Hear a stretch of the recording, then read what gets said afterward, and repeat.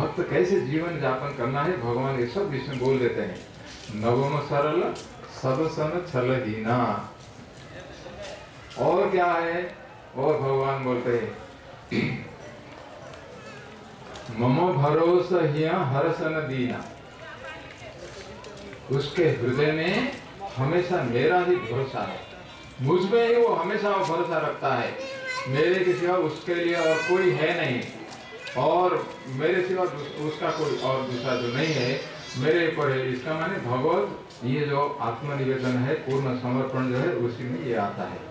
तो भगवान बोलते हैं कि जो नवदा भक्ति जो होता है, नवदा भक्ति नव प्रकार की जो भक्ति होती है, नवी भक्ति वो होता है, ये बोलते हैं कि ममो भरोसा हिया हरसन दीना। और इसका माने क्या है, उसके मन में, इसके हृदय में ना हर्ष है ना दुख है, हर्ष शोक रहित जो बोलते हैं यही इसमें ये। तो हमेशा समता रखता है। इसमें अगर कुछ आज खाने को अच्छा मिल गया है, बहुत बढ़िया मिल गया है, उसमें बहुत ये विभोल हो जाएगा ऐसे नहीं है। और सुख में वो बहुत आनंदित हो, उसमें का नहीं ठीक है कोई बात नहीं। दुख भी आ गया उसके लिए भी चिंता नहीं है, उसको दुख भी नहीं करता है, मम भरोसा, क्योंकि भगवान के ऊपर उसका भरोसा है। भगवान ही मेरे लिए सब कुछ है, भगवान जो कुछ करते हैं मेरे लिए सब ठीक है। जाहि विधि राखे राम ताहि विधि रहिए। ऐसे तो भगवान का जो ऐसे तो उसका विचार जब होता है, भगवान के ऊपर कितना विश्वास है, भगवान जानते हैं मेरे लिए क्या ठीक है, भगवान मुझे जरूर देखभाल मेरा करेंगे, मैं की चिंता है, वो जैसे रखेंगे मैं वैसे रहूंगा। इसलिए वो बोलते हैं मम भरोसा ज्ञान, हृदय में मेरा ही भरोसा रखता है। और हर्षन दीना, उसका हृदय में ना हर्ष है, हर्षोत्फुल्ल कभी वो नहीं होता है, हर्ष बहुत हो गया हंसना ही उसको नहीं करेगा वो। आ गया अच्छी बात है, ठीक है अच्छा है। और फिर मान लीजिए दुख भी आ गया, कष्ट आता है, ठीक है कोई बात नहीं। दोनों में से वो भक्त जो असल होता है वही उसको ये करता है। नवदा वो में भगवान गीता में भी वो ये अमृताष्टक है, वहाँ भी ये सब कुछ कुछ बोलते हैं। तो ये जो कहता है नवदा भक्ति ये है। तो रामायण में भगवान जो बोलते हैं, और भगवान उसके बाद बोलते हैं ये जो नवदा भक्ति है, ये नवदा भक्ति इसमें से जो कोई भी एक भक्ति हो जाएगी जिसकी, वो मेरा बहुत प्यारे हैं।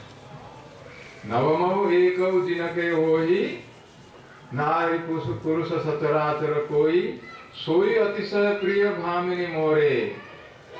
वही जो है सबरी जी, ये नवधा जो भक्ति है इसमें से कोई एक भी भक्ति जिसको हो जाती है वो तो मेरा बहुत बड़ा ही प्यारा है वो।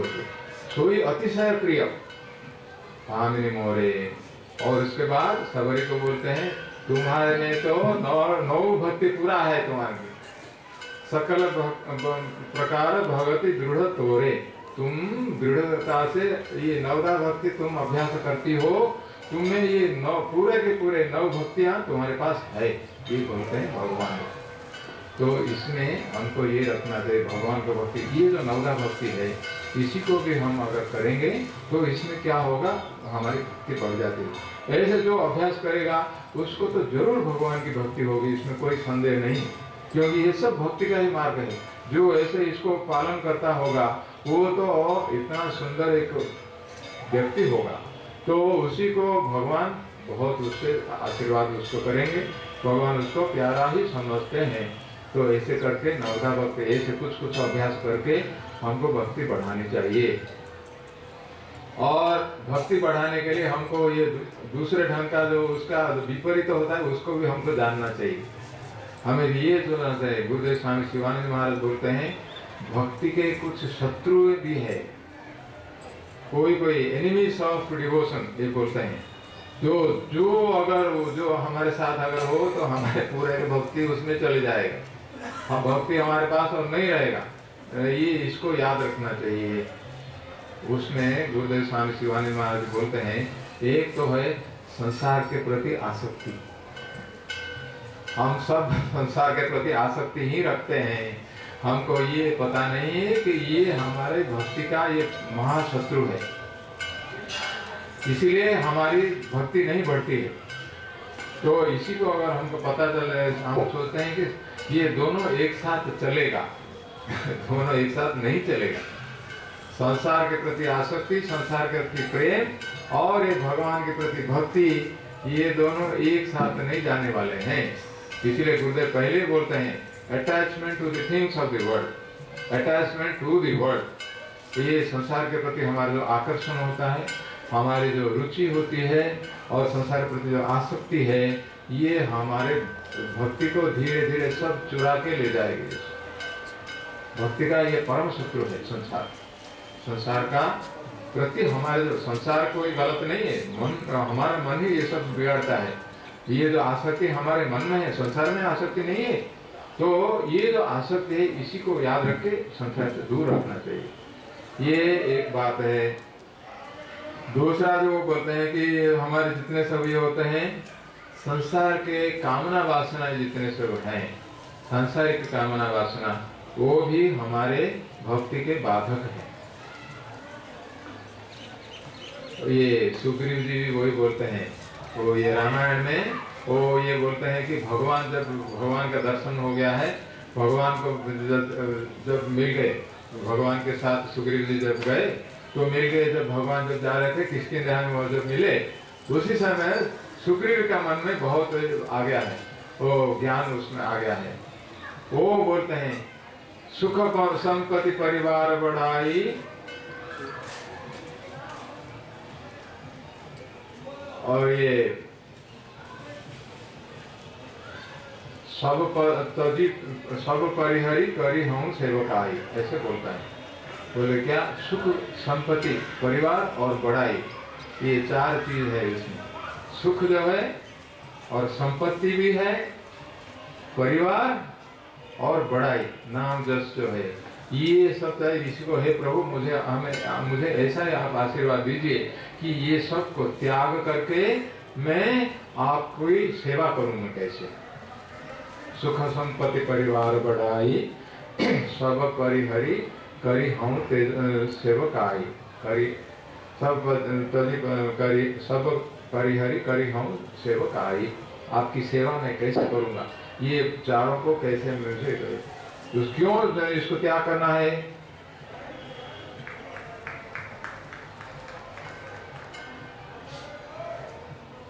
ये सब आपके भक्ति के बाधक हैं, बोलते हैं। सुख संपत्ति परिवार बढ़ाई, सब परिहरी करी हूँ सेवकाई, ये सब भक्ति के बाधक, ऐसे बोलते हैं। आपके जो भक्ति होते हैं, भक्ति के लिए ये सब बाधक होते हैं। कैसे ये बाधक होते हैं? कौन बोलता है?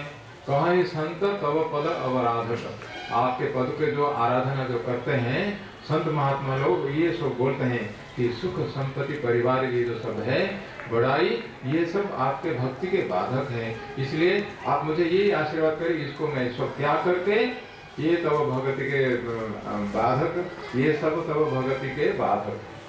तो हमको ये रखना चाहिए। संसार में जो हम प्रेम रखते हैं, आनंद लेते हैं, ये करते हैं, इसको याद रखना चाहिए कि ये सब भगवान के भक्ति के बाधक है। गुरुदेव स्वामी शिवानंद महाराज यही बोलते हैं इसमें। तो सांसारिक कामना वासना कुछ नहीं रखना चाहिए। जितने से हमारा काम चले, संसार में रहना है, जीवन धारण करके रहना है, ठीक से भी रहिए। ये नहीं कि भूखा रहना है, कष्ट करना है, ये सब कोई जरूरत नहीं है। जितने आवश्यक है उतने से संतुष्ट रह के जितना काम करेंगे, बाकी सब सोच के कि यही हमारा भक्ति के लिए बाधक होगा भगवान के प्रति, तो इसी को याद रखे, ये सब को दूर रखना चाहिए इसे। तो ये है सांसारिक कामना वासना कुछ कोई भी नहीं रखना चाहिए। तीसरी बात है, वो बोलते हैं टीवी सिनेमा वगैरह ये भगवान की भक्ति के बाधक है। गुरुदेव स्वामी शिवानंद महाराज पूरा बोलते हैं ये सिनेमा टीवी ये सब जो है, ये क्योंकि सिनेमा टीवी में क्या भगवान के बारे में हम देखते हैं क्या? वहाँ भक्ति हम सुनते हैं क्या? वो तो बोलते हैं कहाँ क्रिकेट हो रहा है या तो कोई सिनेमा हो रहा है, सीरियल चल रहा है, वो सब हम देखेंगे। संसार के बारे में हम सब वहाँ देखते हैं, तो फिर भक्ति कैसे बढ़ेगी वहाँ? इसलिए ये भक्ति के बाधक है। और एक बार टीवी अगर हम देखेंगे तो उसको छोड़ने के लिए हमारी इच्छा नहीं होती है, ये स्वाभाविक बात है। तो उसी में हम चिपक के रहते हैं, तो ये हमारे भक्ति के बाधक है। तो ऐसे करके टीवी सिनेमा भी वैसे बोलते हैं। और एक बात है, कोई भी कुसंग जो है, खराब लोगों का संग जो है, दुर्जन जो है, उनके साथ कभी संग नहीं करना चाहिए। बैड कंपनी, जो खराब जो संग है, वो भी हमारे लिए बहुत बाधक है किसी को। क्योंकि बैड ये भी हो सकता है, जो हमारे साधना के लिए जो समालोचना करते हैं, जो उसके जो बाधक है, वो भी खराब है, कुसंग उसको लेना चाहिए। क्योंकि उनके साथ अगर करेंगे तो हमारा जितने भी आस्था है, अभी हमारा जितना विश्वास है भगवान के प्रति, वो सब कुछ चला जाएगा। तो ऐसे होते तो उनसे दूर रहना चाहिए। तो कुसंग से भी हमको दूर रहना चाहिए। और खाने पीने भी थोड़ा देखना चाहिए। खीर पूरी वगैरह करके अगर खाएंगे साधना नहीं होगी। गुरुदेव बोलते हैं राजसिक फूड जो होता है, राजसिक खाद्य जो होते हैं, राजसिक खाद्य क्या होता है, बहुत मान लीजिए वो बहुत रिच जो भी बहुत मान लीजिए ये तो राजसिक फूड भगवान गीता में जो बोलते हैं कि ज्यादा खट्टा, ज्यादा मीठा, ज्यादा तीता, ज्यादा मिर्चा, ये सब तो राजसिक फूड में, ज्यादा नमकीन, ये सब तो ही राजसिक फूड है। और दूसरी बात है, जो बहुत ही शौकीन जो है, बहुत पैसा जो होता है, बहुत उसको कैसे हम बोलेंगे, तो खाद्य हमारा सरल होना चाहिए, सात्विक खाद्य होना चाहिए, राजसिक खाद्य नहीं होना चाहिए। और मैंने बताया खीर पूरी, मीठा, रसगुल्ला, ये संदेश, ये सब खाना, ये इससे भक्ति नहीं बढ़ेगी, ये तो भक्ति के बाधक है, ये राजसिक फूड में आएगा। तो इसका माने खाना जो हम करेंगे, अपना जीवा के लिए खाना नहीं करना चाहिए, जो आवश्यक है खाएंगे। मीठा अगर खाना है, थोड़ा खाना, कोई असुविधा नहीं, ज्यादा खाना मुश्किल है, असुविधा है। तो राजसिक खाद्य को त्याग करके सरल खाद्य हमको लेना चाहिए। सादगी, जो खाना में भी सादगी होनी चाहिए। और ये जो उपन्यास वगैरह पढ़ते हैं, वो भी इसमें आता है। उपन्यास से तो सब गलत चीजें हमारे मन में सब आती हैं, इसलिए वो भी हमारी भक्ति के बाधक है।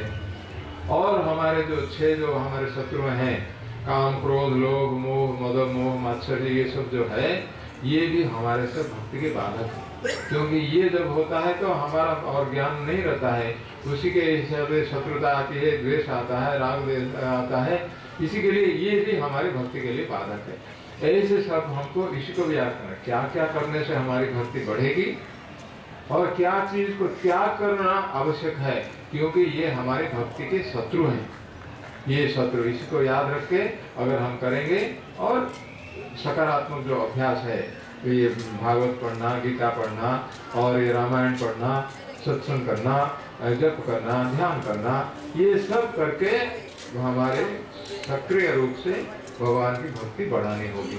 ऐसा अगर करेंगे, धीरे धीरे भगवान की कृपा आएगी और हम इसी से हम भगवान को प्राप्त कर सकते हैं, भगवान की भक्ति। तो आखिर में अनन्य भक्ति कैसे होगी, यही हमारा लक्ष्य होना चाहिए। इसलिए हम भगवान को प्राप्त करेंगे। बहुत बहुत धन्यवाद। भगवान का आशीर्वाद हम सब के ऊपर हो। तो भक्ति की आवश्यकता कितना है, भक्ति कितने महत्वपूर्ण है, भक्ति के बिना हमारा कुछ काम नहीं होना है, भक्ति के बिना हम भगवान को प्राप्त नहीं कर सकते हैं।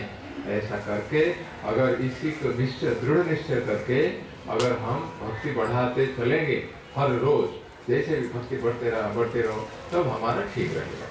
भगवान की कृपा और गुरुदेव के आशीर्वाद, सब संत महात्माओं का आशीर्वाद हम सब के ऊपर हो, ताकि भक्ति के जो आवश्यकता, जिसकी उपादेयता, उसको अच्छी तरह समझ के हमेशा हम भक्ति बढ़ाने में लगे। भगवान सबका कल्याण करे। धन्यवाद। हरिओम तत्सत।